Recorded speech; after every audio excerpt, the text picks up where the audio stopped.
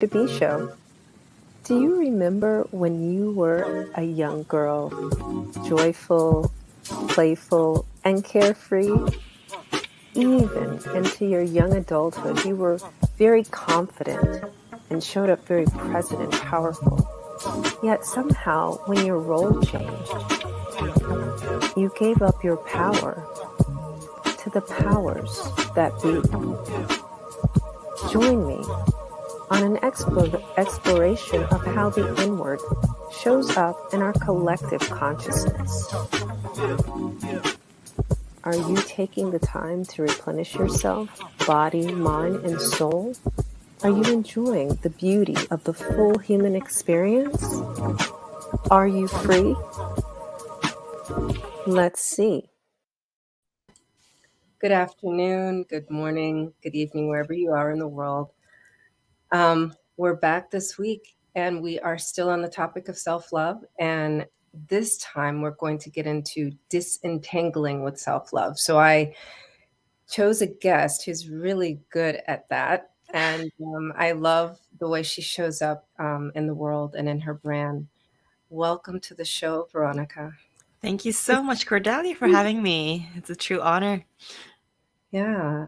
I know we met on LinkedIn, I guess 2 or 3 years ago, and I guess we just missed each other. You were going to Ghana and I was going to England. So Yes, I remember when we first connected. The vibe, the energy, the calmness that you also kind of emit through your energy is truly admirable. thank you. Thank you. So what is disentangling? I put my own definition in the description, but what is it for you? Mhm.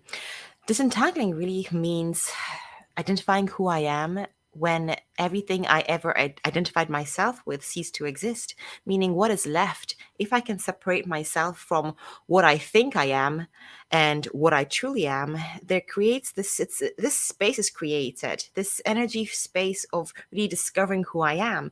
My journey really began when I found myself in front of this pawnbroker shop selling my precious belongings, and two of our companies had gone bankrupt at that time. This is like 10 years ago, and it was in that moment really we lost everything, every single thing, and I came to realize, like, wow, Veronica, what's left of you?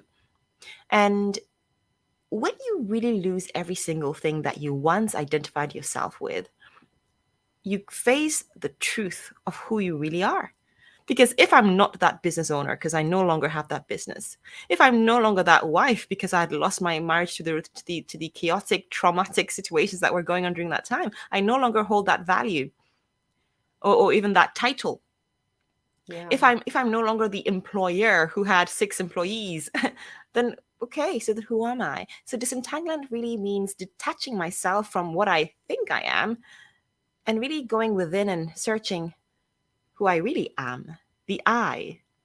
When the I is separated from the external things that are always changing, that are out of our control, what's left is what we are. And that for me is disentangling. So when we identify what we are not, we can now find a more clearer path to discover what we are. I love that. And you know what I'm hearing you also say is like somewhere along the line we had been conditioned that our external world must be enmeshed to who we are so that we can be. Yes, that has been I'm a teacher. I know what goes on behind the scenes. That's my educational background. I have a master's in educational sciences, so I've been working as a teacher for over 15 years. And I see it. We've been programmed from the very beginning, the early stages, to identify ourselves with the grades. If you are getting these kind of grades, you go into the red group. If you are getting such flying colors, you're in the green group. And, here we are, children being put into different categories, already boxed in. So, of course, what are they going to think about themselves? I hear children say, I'm never going to be good enough. I'm always in the red group. I'll never get to the green group. We're already being programmed as little children to identify ourselves as, to certain external things. And that depletes and deflates our self-worth, self-value, and how we perceive ourselves, which is the ultimate expression of self confidence, how we perceive ourselves. So Yeah. it is a programming. And detangling, I love that you even mentioned that, because it means detaching ourselves from what we thought we were or what we've been programmed to believe. Yeah. I use that word a lot in my book, Detached Love. And there's a specific part where I couldn't use any other word because my husband had planted tomato plants in our garden, right? And by the time I got to it, like, you know how you have to train them to go in a certain way. So I hadn't put them Yeah. in the cages. So I had to literally disentangle the tomato plants from the cucumber plants, Oh. you know? And so, and it's like that when you're coming out of a marriage, because that's a different kind of conditioning and it's a different layering and label, right? You were the wife, which came with, so what Yes, was that like for you? absolutely. From my experience, from my story, when you choose to live passively because you feel that, you know what, you're not good enough to make those decisions. I remember when we were running the business together, along with another business partner, I remember taking the back seat, thinking that, you know what, Veronica, who cares even what you say? What does it matter? Like, what do you really know? And it's funny because if you saw me then, you'd think I'm a confident person, right? But my actions and my choices were not aligned. And that really meant realizing that as long as I'm going to be living according to somebody else's expectation of who I should or shouldn't be, there's never going to be a time where I'm going to live my life truly. And is that even true love? Right. And what had happened after a series of other events, of course, that led to the final breakdown, I had to forgive. I had to learn to forgive. And I say learn because it didn't happen overnight.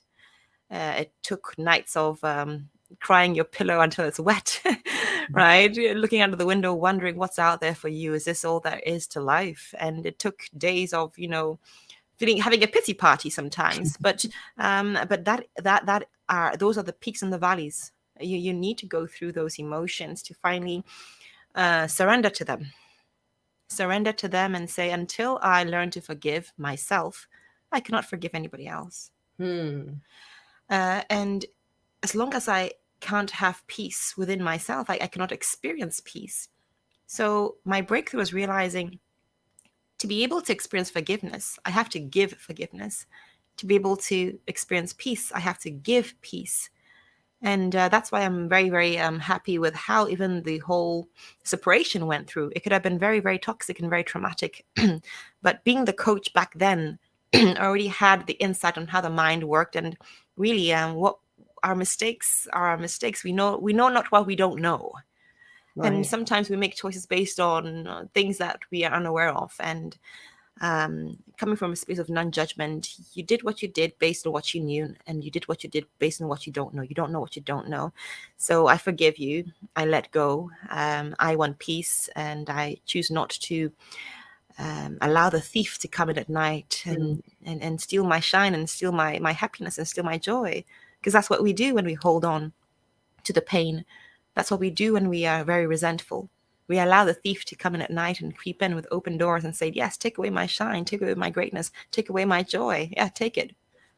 So finding forgiveness within myself and giving that forgiveness was a huge part of how I managed to peacefully, I say peacefully because we're in very good terms now, and the most important were the children. And for me, I'm so happy that there is a healthy relationship in that way, and the children are very much, they know what's going on, but they're also aware that mommy and daddy can talk, and they feel safe. For me, that was the most important.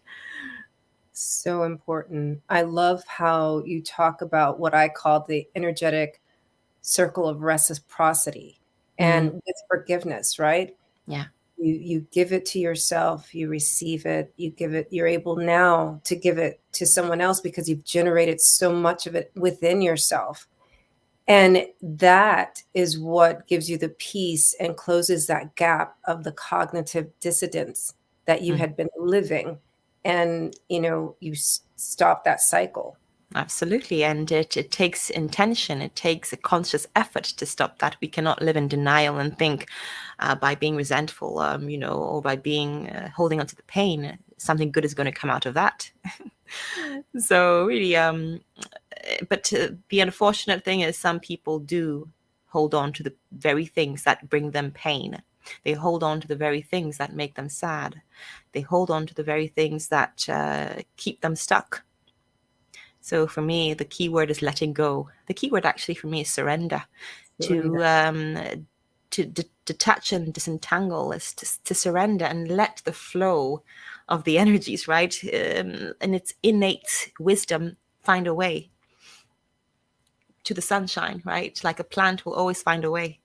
Yes, yes. That's exactly why I brought the tomato plant, Hmm. because it was like I hadn't done anything and it rained very little and they still flourished. They were still growing. Yes, yes, and they were looking for a way, right? And going Yeah, in through until you came and kind of directed them, and yes, detangled them and detached them from the other vegetables. right. And that's what it is. That's what's happening inside, right? The self-love is that light that allows yourself to separate from the resentment and from the pain. So I have another question. Mm. It's, when you're able to reach that peace and understanding the self-forgiveness, what if you're in a situation where the other person is not not willing to receive, right? Not that you're, just saying every time you see them, I forgive you, but in your No. actions, right? You're always offering unconditional love and it's not received. How Mm-hmm. do you stay the course?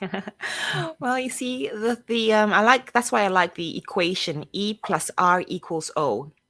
So E are the events that go on externally, right? So in this case, your partner or the second person, the second party isn't in alignment with that and doesn't want that peace and wants kind of a chaotic war or wants something that will just disrupt the whole energy. And my response is where I can only control to give the outcome that I desire. So if I want inner peace and the person is not responding, the only way I can control the situation is by controlling my thoughts, the images I produce in my mind, and how I kind of the actions I take. So at this stage, when somebody really doesn't want to cooperate, sometimes it means just staying away, right? And until your boundaries are kind of respected, you cannot engage because it's not helping you or it's not helping the situation. So, really letting go and sometimes taking a step back and not trying to control everybody's response because you're not in charge or not responsible for how he responds or how he reacts. You can only be in control of what you do about it. So sometimes I used to suffer from this a lot, trying to control somebody's, how somebody perceives me or how somebody perceives the world. And why don't you see the peace? Why can't there be peace? Like, why, what, like, am I the only one that sees this? Am I the only one that feels this way? Like, why can't you? Right, right. And the truth is that we are all on different growths, so different stages of our growth and our awareness and self enlightenment. So somebody who may be enlightened in a certain stage of their growth is different from somebody else's. So I stopped trying to control how somebody should change or how somebody should be and allowed them to be on their own growth of self discovery and awareness. The universe knows best. Who am I to interfere? So stepping back was what worked for me. Stepping back, taking a step back, and if it meant not interacting as much, if it meant, something totally switching off contact for a while because my space is being disrespected and is being abused, then I just have to take that responsibility and step away from the situation. And if somebody is really being abusive and very in a dangerous way, in a threatening, life-threatening way, then definitely some actions need to be taken. Fortunately, I didn't have to go there. Yeah. So I always say, stick to what you can control and stop trying to change others to try and fall into or fit into how you see the world and how you see things should be. Everybody's on their own journey. So we can only focus on us, and that's not selfish. That is actually protecting your peace of mind, protecting your sanity, so that you can practice that self-love, and from that energy step back and say, they're on their journey. Let them be. Let the universe take its course. That's exactly what I was hearing. Like you're creating this energetic love bubble that you stay within, and like whatever else is there, you don't allow it to penetrate. No. Yeah, Yes, and sometimes it's easier said than done. It does take consistency. It does take building that muscle, right, of resilience, of love. I feel, there's so much more love I could give myself. We're on this ever a never ending journey of self discovery. Like there's so much depth to who we are and what we are and what we can experience from a space of love. So it is a continuous journey, definitely. it is 100%. So, welcome to our viewers on Facebook and YouTube currently, and anyone who's watching on uh, LinkedIn. I keep wanting to say Instagram for some reason. I'm like, Instagram, but I'm not on Instagram. Mhm. Um, so, we're talking about disentangling with self love. I'm here with Veronica. Please correct me with the pronunciation of your last name. Yes, Veronica. Safoa Owusu. Safoa Owusu. Yes, Okay. Safoa is my middle name, my Ghanaian name, Okay. and Owusu is my maiden name, my family's name. Yes, my dad is from Kumasi, Ashanti region in Ghana. Okay. Yes, so and it's funny because Safoa actually means key, and as I always say, the key to unlocking people's potential. Yeah, you are. See, this is the thing. Our names actually, they give us the vibration of who we are Mm, meant to be. yes, Um, there is a power. did you go back to the meaning of your name when you were, going on this journey of self-love? I'm curious. Mm. So I never used Safoa in the very beginning, right? When I left Ghana to go to Poland and to do my master's, I was Veronica Owusu. I never really used Safoa until I, started on the journey of self-discovery and started my coaching. And I was like, there's this fearless warrior that has been unleashed. Who is she? What's her name? Safoa. That's who she Mhm. is. So from that time on, I started. I added my name Safoa. So some people call me Safi. Some people Wow. call me V. Okay. So it's these personas that we embody on this journey. The core stays the same, the value stays the same, but there are different personas to our being that that we can embody to achieve different things in our lives. Self love is such a huge part of my healing and of my journey.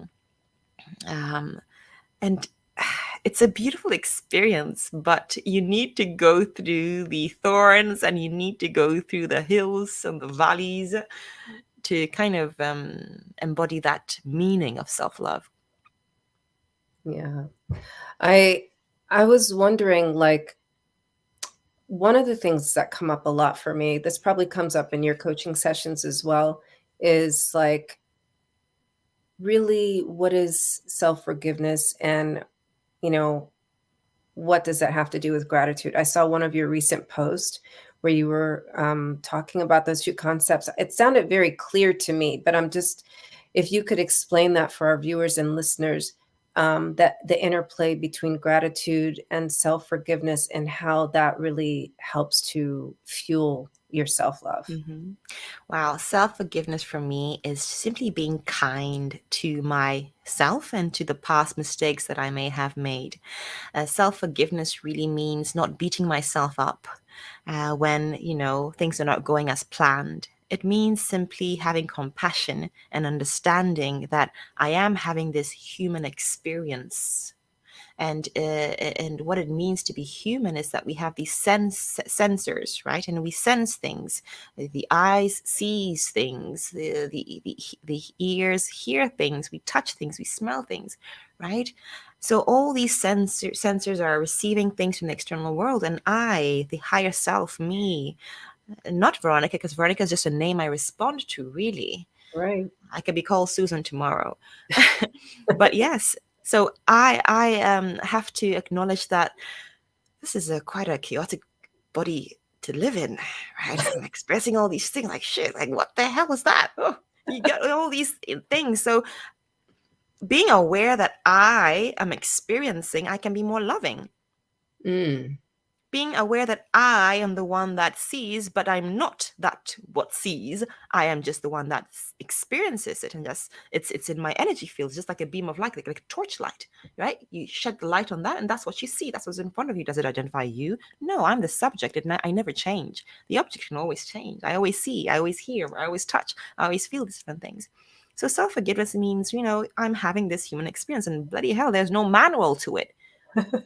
Yeah. So yes, I'm allowed to learn. I'm allowed to kind of experience and figure out, okay, this didn't work. Okay, what else do I want to experience? Okay, and go there. Oh, this wasn't very nice. Okay, I've experienced it, fine, but that's not who I am. Let's see what else.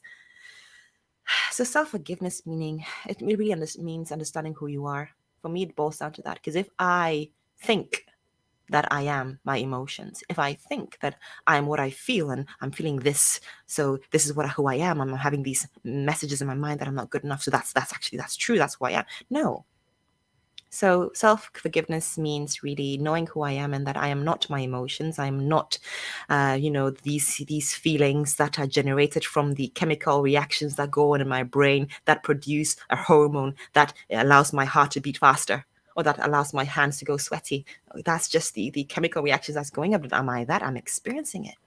Yeah. So going to the core, the chronic issue, will help us understand and practice self-forgiveness. Like, that's not me.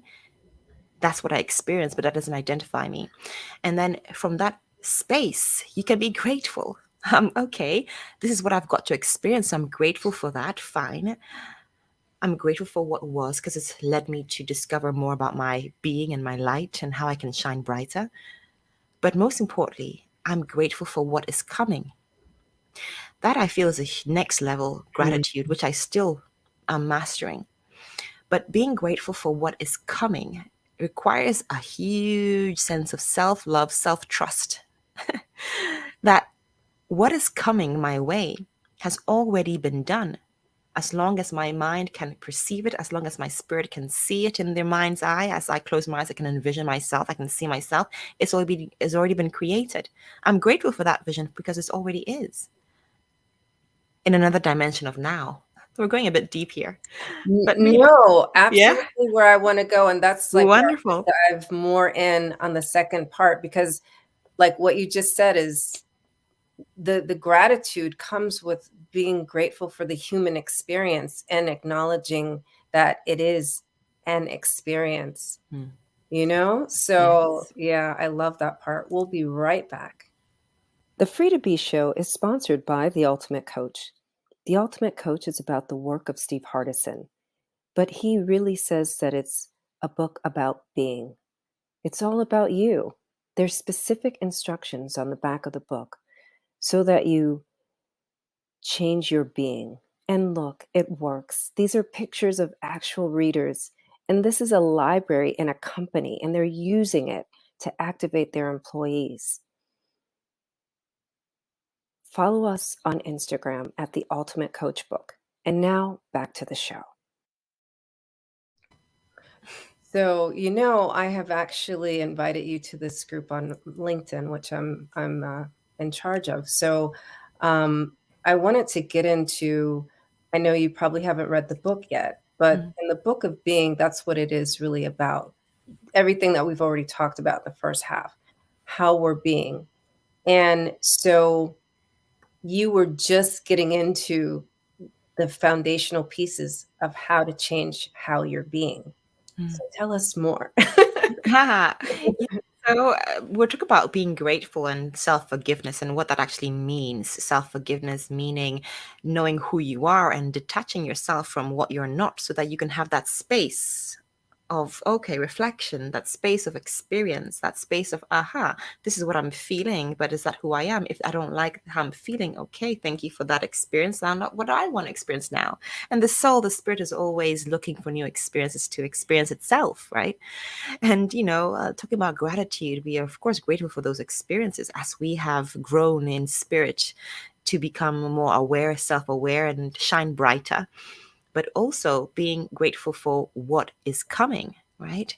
Because the truth is, when we close our eyes and we can envision ourselves, sometimes, I close my eyes and I see myself on the stage in front of an audience, in front of thousands of women, and we're all dancing and we're all being empowered. Like sometimes you just see it. And I know that vision has already been created. It already exists because creation happens twice, within before it happens without. So what I can see is already there. And we know that all there is now. There's no tomorrow, because tomorrow will come and I'll we're still in now. Yes. Next year will come and I was sitting and having this conversation and all there is will be now. So really, the linear explanation of time is a bit flawed because it's not linear. There's only now. So when we look at the vision and being grateful for what is coming in our minds, like what's already been created, we can be grateful for what is to come in the future, because really all there is now, and what I see in my mind's eye already exists. And if it already exists, why shall I not be grateful for it?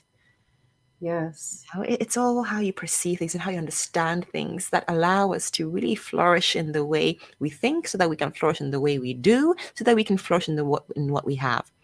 Yes.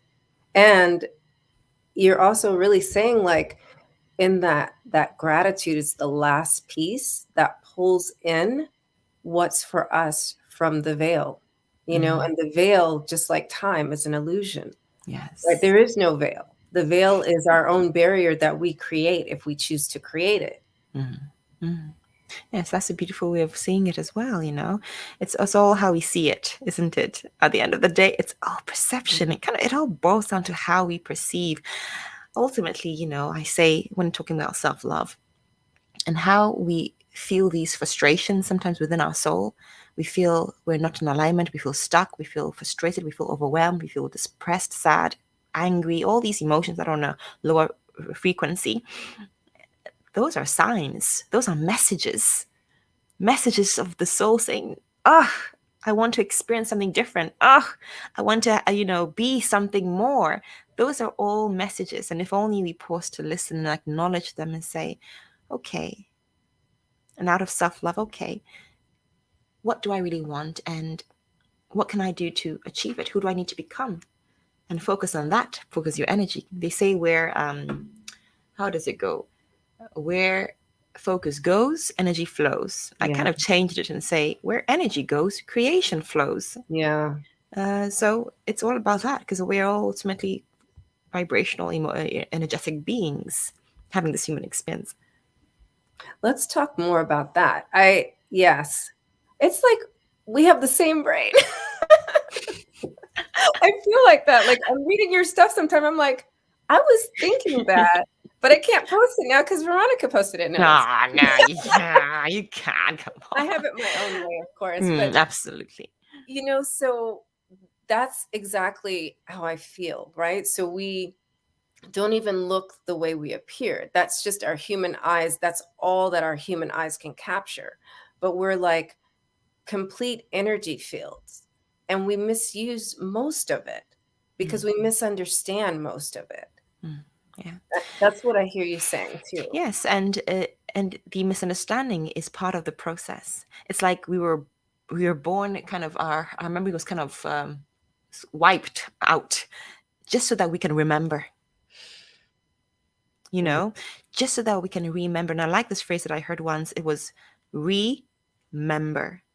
So member, so reconnect. It's Yeah. interesting, isn't it? So Yeah. I, because that was a wonderful explanation that I heard. I forgot where I heard it from, but as I was doing my readings back, and I love reading, and I think the more we read, the more we become aware, and then when we apply what we read and what we teach what we read, the more it's Okay, repeat ingrained. that part again. Yeah. Okay, because like this is one thing that I am not really happy seeing this. Like, oh, you have to read these books, and this is going to elevate you.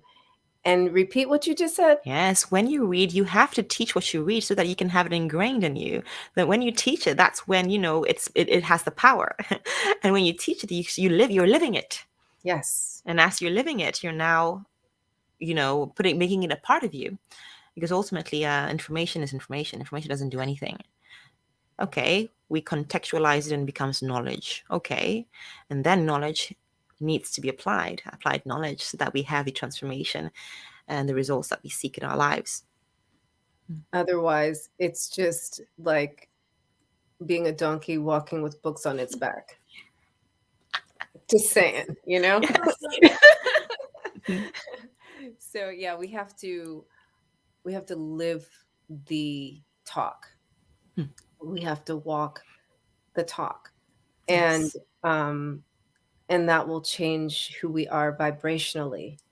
Mm. So, one of the things that I've started to study, and I haven't gotten really far into, is Tantra. And, Mm. this is like one of the things it says is that our pores are like antennae, right? Mm. And so, whatever energy we are, like you said, focusing on, that's what we pull towards us. Mm. So, Absolutely. It's very true, and we see this very basic example as patterns in the pattern we create in our relationships. Very, very simple. Sometimes you wonder, why do we keep on attracting the same kind of people? Different body but same kind of person, right? It's because we are we are attracting that pattern into our lives because we haven't broken the cycle. I definitely experienced that after my separation with my former husband. The next partner I had was like, yes. After a while, I realized that I saw the same flags, and I was very close to ignoring the flags again. You see, that's the thing. We ignore the flags. It's not that, we are attracting as such, but we are tolerating. Because what if you saw it at the very set go, and you saw those signs, and you acknowledge that this is crossing my boundaries. This is not the standard of love that I want to experience, because for the standard of love that I have for myself is way much higher than that. So how could that be? And then saying, no, I am not going to indulge anymore. See, that's what the problem. So it's not about attracting as such. Yes, we do, right, but then we do choose to indulge. We do choose to entertain that energy, and right. that's where that needs to change. So from that experience with that partner in particular, I learned something very powerful about myself, that I have the power to hold my boundaries Hmm. and say no and step back. And as painful as it may feel, when after a few months you detach yourself emotionally, you look back, you're like, wow, thank you, Veronica. Whew, Hmm. thank you. Yeah, and thank you Yes. for that experience too, Yes, because you you can. really needed that. Yes, and when you come out of the whole tunnel that seems so dark and painful, and like, oh, what is my life going to look like without this person or something, like, wow, I was that close to giving in, or I was that close to accepting, I was that close to tolerating. So that really empowered me even more. So over the years, right, the partner that I finally kind of attracted into my life, I can say, is now on a vibrational frequency that I can say, yes, let me see. Yeah. Okay, let's observe and see if this is finally something that, yes, is worth the time and the energy and the commitment. So at the end of the day, we women have to empower ourselves to make those choices for ourselves. But it means having your standards. I talk about standards a lot because every restaurant has a standard. They have 5-star hotels, 4-star hotels, 3-star hotels, 2-star hotels. And in a 5-star hotel, once I went with my friend to a restaurant, and we had to book ahead of time, and we had to pay for the booking. A few Right. pounds, but we had to pay that. We booked it. And if you came late, they took the money that you had paid, and if you came on time, well, then they would refund it into the whatever meal that you had you Oh, order. Standards. So nobody's late. Everybody's wow. on time. Standards, right? And somebody Yeah. can say, oh wow, that's just so silly. Oh, come on, how could you, why would they? Oh, well, it all depends on you, and it's okay if you don't want that standard, but you need to set that for yourself. Yeah. That's so important, and you're right. I think the best part of disentangling is those are the trenches of understanding Mm. how to be a stand for your boundaries. Yeah. Those are the trenches to understand what it takes to love you, Mm. you know? Yes. Yeah. Yeah. Wow. It's yeah. It take and these kind of insights don't come overnight. You need to experience it and to realize and to learn about yourself. So I'm so grateful for all the teachings and the learnings that I've experienced personally, so that I can become a better person than I am today. And I always look back and say, thank you, Veronica, for standing up, for sticking to it when you could have easily not. And now I have a responsibility for my future for my future self, to hold to the standards so that she can manifest herself, so that when the time comes 5 years down the line, she too can look back and say, Veronica, thank you. And that's a good point, because we are at the beginning of the year and people feel still that they need to have resolutions. And I just challenge that to say you have to have declarations, because the difference is you would be speaking life into your life with full belief within your entire being. Yeah. Declarations is a much powerful word with conviction. It's like making yourself a promise. Yeah. And, until we change, nothing changes. And what got us here will not get us there. So it really requires this, the inner work done first. Yeah. So, Veronica, I really appreciate having you on here. Your wisdom is just like you were like the perfect person for this topic. And I didn't even know that, because I hadn't chosen the title. Remember, when did I text it? I sent it to you like a few days back. Yeah. So it's just like things happen when they're supposed to happen. That's true. That is true. Hi, Laura. Laura's here. Declarations are a promise, a commitment to yourself. I appreciate this perspective. Yeah. Yes. And I had the beautiful Laura on last week. So I thank you so much for this. And because of this process and who you're being, you are your brand, And so I have more about your brand and how people can connect with you for your Impact Course. Yeah, Impact Course Creation. So, of Creation, course, yeah, absolutely. That's fine. Yeah. So, thank you, Cherie, for being here the whole time. And for those of you who watched and listened, sharing is loving. And if you benefited, share this with another heart, with another soul. There's so many ways to disentangle. There's so many different things that we disentangle from.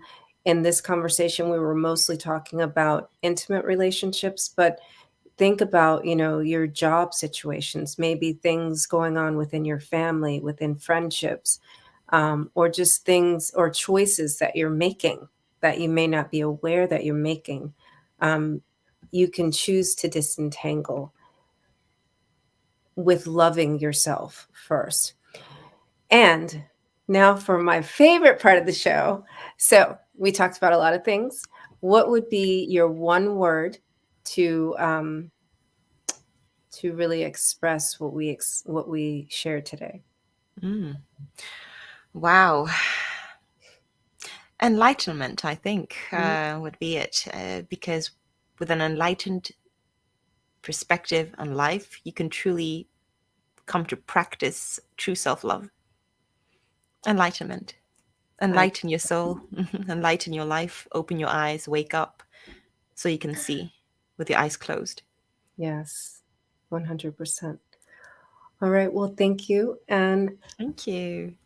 I got to have you back on. Thank you so much, Cordelia, for inviting me. Very, very grateful. Absolutely my pleasure. It's a joy. Bye for now. Bye. Thank you for joining the conversation. Now, take the time to reflect, introspect, and implement at least one action. Be in your body, be in your soul, be in your spirit.